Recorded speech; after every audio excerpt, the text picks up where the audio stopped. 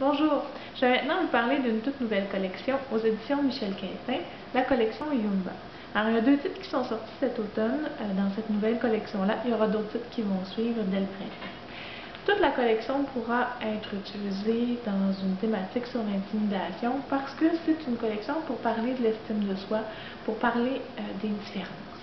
Alors, c'est une série qui est écrite par Louis Limburner. Peut-être que vous connaissez déjà Louis parce que vous avez eu la chance de le recevoir dans votre école. Louis Limburner est connu parce qu'il est l'auteur de la série très populaire Will Gunn. Alors, Louis a vraiment fait le tour du Québec pour aller faire des animations puis rencontrer les élèves dans les écoles. Et bien sûr, les animations qu'il faisait s'adressaient surtout aux élèves du 3e cycle. Lorsqu'il se faisait demander de faire des présentations pour les plus jeunes, il le pouvait plus ou moins parce que ses livres ne correspondaient pas à ce public-là. Avec la série Yumba, Louis vraiment s'attaque à un nouveau public qu'il aime beaucoup, qui est celui des plus jeunes. Et c'est vraiment un sujet qui lui tient à cœur, soit vraiment un dépassement de soi-même. Et c'est vraiment des livres extraordinaires pour sensibiliser les jeunes aux différences. Donc les deux premiers titres qui sont sortis dans cette série-là s'appellent Courageux Jérémie et Victoire sur le terrain. Alors, qu'est-ce que c'est que Yumba? Qu'est-ce que c'est que ce personnage-là, le nom de la série? Alors, on peut le voir en 4e de couverture. C'est un petit personnage imaginaire qui va apparaître dans la vie des enfants pour leur donner des trucs pour surmonter donc leurs différences ou leur handicap. Alors, rapidement, dans Victoire sur le terrain, c'est l'histoire d'Alexandre, qui est un jeune Rouquin, qui est vraiment la cible un peu des sobriquets des autres enfants à cause de cette couleur de cheveux-là qui est différente des autres. Alors, au début du roman, les enfants sont regroupés à l'extérieur dans la cour, s'apprêtent à jouer au ballon chasseur. Vous savez, je ne sais pas si vous en voyez encore dans vos écoles, moi ça m'est arrivé quand j'étais petite, j'étais tout le temps la dernière à être choisie. Eh bien, pour Alexandre, c'est encore pire parce que bien qu'il est le dernier, ça va un petit peu plus loin, même les capitaines se mettent à se chamailler entre eux parce que personne ne veut être pris avec Alexandre dans son équipe. Et le petit, ben, il va finalement s'esquiver tout simplement du terrain de jeu en comprenant qu'un, il est arrivé et qu'il n'a vraiment aucune chance de pouvoir participer avec les autres élèves à ce jeu. C'est alors que va lui apparaître Yumba, ce petit personnage féerique-là, qui va lui expliquer que, en fait, il suffit d'aller au bout de soi-même et qu'il a réussi à expliquer aux autres élèves qu'il y a peut-être une chance de pouvoir participer, bien, il pourra faire ses preuves. Parce qu'en fait, Alexandre est déjà, comme il est tout le temps tout seul, il se pratique beaucoup à jouer au ballon chasseur. Tout ce qu'il veut, dans le fond, c'est avoir une chance de pouvoir montrer aux autres élèves de l'école que lui aussi est capable.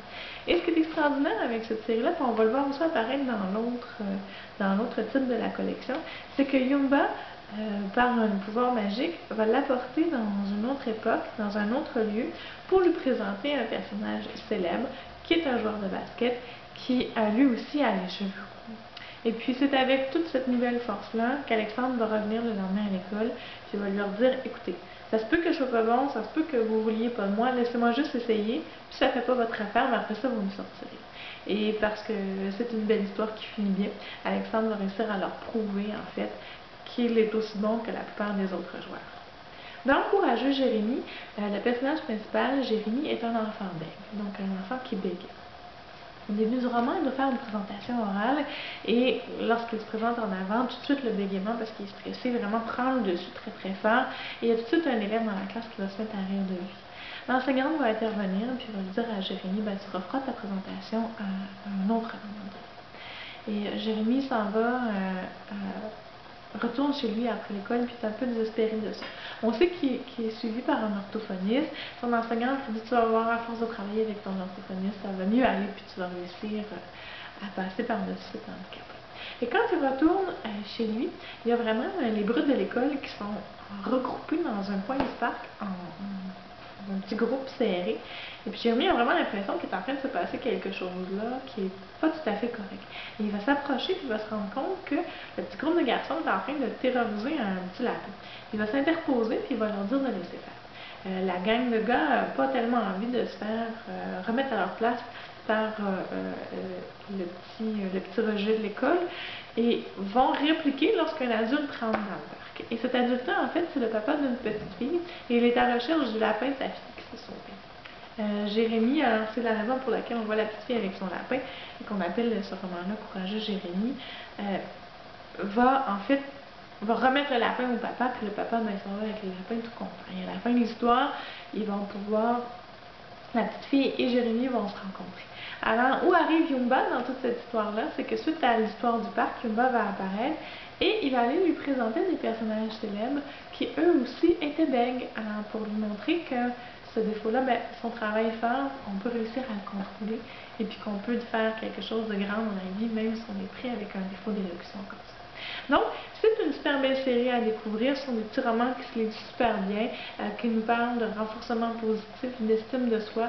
Vraiment une belle façon de montrer qu'on peut se dépasser soi-même. Et si on a envie de parler du thème de la l'intimidation, bien nécessairement ça rentre en ligne de compte parce que ces enfants-là qui sont différents sont victimes souvent là, des jugements des autres et vraiment des ricanements des autres élèves, tel qu'on peut le voir dans ces deux histoires. Alors, merci!